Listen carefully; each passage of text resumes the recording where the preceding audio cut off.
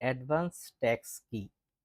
Advance tax হচ্ছে যে কোনো করদাতা এই বছর যে ইনকামটা করেছে বা আগামী বছর যে রিটার্নটা দিবে সেই রিটার্নের এগেনস্টে অগ্রিম কিছু কর প্রদান করা। হুম অর্থাৎ এইটা ধরেন 26-27 কর বছর সময় এখন আপনি রিটার্ন জমা দিবেন বা ভিডিও রেকর্ডিং সময় এখন যদি আপনি অ্যাডভান্স ট্যাক্স দেন তাহলে এটা কোন কর বর্ষে যাবে? এটা চলে যাবে 27-28 কর বর্ষের জন্য। এখন যে ট্যাক্সটা জমা দিবেন সেটা হবে 27-28 কর বর্ষের জন্য অগ্রিম। আয়কর আইনের দুটো ধারায় অগ্রিম কর সম্বন্ধে বলা হয়েছে, একটা হচ্ছে ধারা 154, একটা হচ্ছে ধারা 155।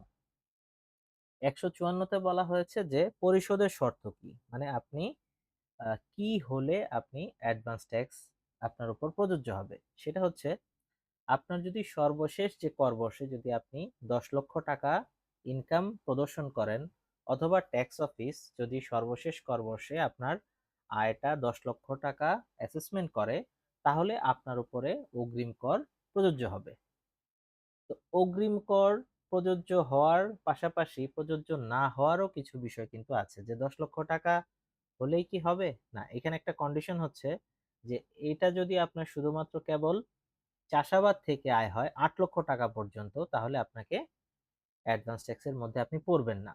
অথবা এই আয়টা যদি মূলধনী আয় হয়ে থাকে, মানে সর্বশেষ যে আয়টা সেটা যদি হয়ে থাকে তাহলে অগ্রিম কর যে নিয়ম 10 লক্ষ টাকা সেখান থেকে এই টাকাটা বাদ যাবে বা এটা প্রযোজ্য হবে না।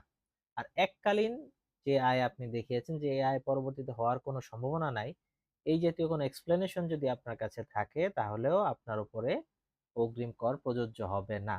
এই তিনটা শর্ত বাদ দিয়ে অন্যান্য ক্ষেত্রে যদি আপনার অ্যাডভান্স প্রযোজ্য হয় তাহলে আপনাকে 10 লক্ষ টাকার উপরে যদি আয় হয়ে থাকে তাহলে আপনাকে অ্যাডভান্স ট্যাক্স দিতে হবে।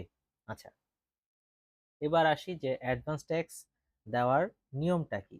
অ্যাডভান্স ট্যাক্স হচ্ছে সর্বশেষ কর বর্ষে আপনি যে ট্যাক্সটা দিয়েছেন এটা আয়কর আইন 2023-এর ধারা 155-তে বলা আছে যে আপনি নেক্সট আয় বর্ষে 4টি কিস্তিতে, মানে ধরেন সর্বশেষ কর বর্ষে আপনি 1 লক্ষ টাকা ট্যাক্স দিয়েছেন, নেক্সট ইয়ারের জন্য আপনি 4টি কিস্তিতে এই অ্যাডভান্স ট্যাক্সটা পরিশোধ করতে পারবেন।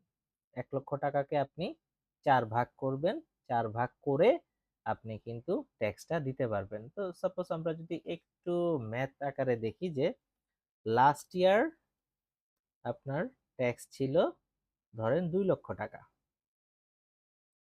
তাহলে আপনি করবেন কি এটাকে সম 4 ভাগে ভাগ করবেন।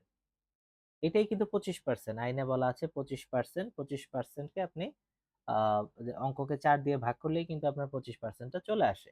তাহলে আপনার যদি সর্বশেষ কর বর্ষে 2 লক্ষ টাকা ট্যাক্স হয় তাহলে আপনি অ্যাডভান্স ট্যাক্স দিবেন কত? 2 লক্ষ টাকাই দিবেন, কিন্তু সেটা 4 ভাগে ভাগ করে আপনি দিতে পারবেন। সেটা কি? প্রতি ভাগে 50,000 টাকা। তো এই টাকাটা কখন কখন দিবেন? এই যে আয়কর আইন 2023-এর 155 ধারায় কিন্তু ডেটগুলো মেনশন করে দেওয়া আছে যে আপনি 15ই সেপ্টেম্বর প্রথম কিস্তি দিতে পারবেন, 15ই ডিসেম্বর দ্বিতীয় কিস্তি, 15ই মার্চ তৃতীয় কিস্তি, 15ই জুন চতুর্থ কিস্তি। অর্থাৎ এই 4টা সময়ে ভাগে ভাগে আপনি 25% করে যে লাস্ট যে ট্যাক্সটা সেই ট্যাক্সের 25% করে আপনি টাকাটা জমা দিতে পারবেন, প্রতি ধাপে 25% করে। আচ্ছা, এখন কারো প্রশ্ন থাকতে পারে যে আমার তো অন্য সোর্সে টাকা কাটা আছে, ফর এক্সাম্পল যে আমার একটা গাড়ি আছে, গাড়ির এগেনস্টে আমার 50,000 টাকা বা 30,000 টাকা বা যে কোনো একটা অঙ্ক কাটা আছে, তাহলে এই টাকাটা কি হবে? হ্যাঁ, এই টাকাটা হচ্ছে আপনার এই যে লাস্ট ইয়ার যে ট্যাক্সটা আসলো এবছরও তো আপনি এটাকেই ক্যালকুলেশন করবেন অ্যাটলিস্ট।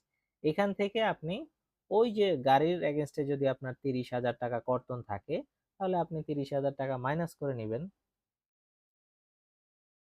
তাহলে আপনি 2 লাখ মাইনাস 30,000, এই যে 1,70,000 টাকা যেটা থাকলো এটাকে আপনি 4 ভাগে ভাগ করে নিবেন।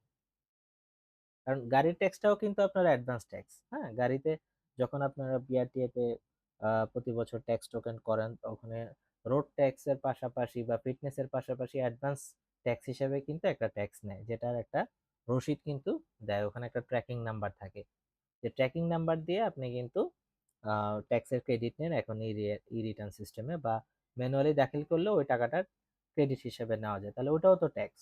তো অ্যাডভান্স ট্যাক্স দেওয়ার ক্ষেত্রে শুধু এটা না, যদি অন্যান্য কোনো ক্ষেত্রেও আপনার উৎসে কর কর্তন করা থাকে বা একটা অ্যাডভান্স ট্যাক্স কর্তন করা থাকে, ওই যত অঙ্ক থাকবে সেটা বাদ দিয়ে লাস্ট ইয়ার ট্যাক্স থেকে এই বছর যেগুলো কর্তন করা হয়ে গেছে সোর্সে সেগুলো বাদ দিয়ে অবশিষ্ট টাকাটার উপরে আপনি 4 ভাগ করবেন।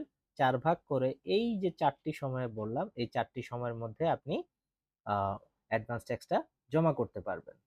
এখন আরেকটা বিষয় হচ্ছে যে আমি এই অ্যাডভান্স ট্যাক্সটা জমা না দিলে কি হবে? অ্যাডভান্স ট্যাক্স জমা না দিলে কিন্তু একটা পেনাল্টির সম্মুখীন হয়। সেটা হচ্ছে অ্যাসেসমেন্ট পর্যায়ে সাধারণত এটা অনেকে করে না, কিন্তু ট্যাক্স অফিস কোনো কারণে যদি ধরেন আপনার ফাইলটা অডিটে পড়লো বা আপনার রিটার্নে অ্যাসেসমেন্ট করতে হলো, তখন কিন্তু এই বিষয়টা ক্যালকুলেশনে আনে যে যদি আপনার অ্যাডভান্স ট্যাক্স কম দেওয়া থাকে তাহলে এটার উপরে কিন্তু অতিরিক্ত একটা চার্জ হয়।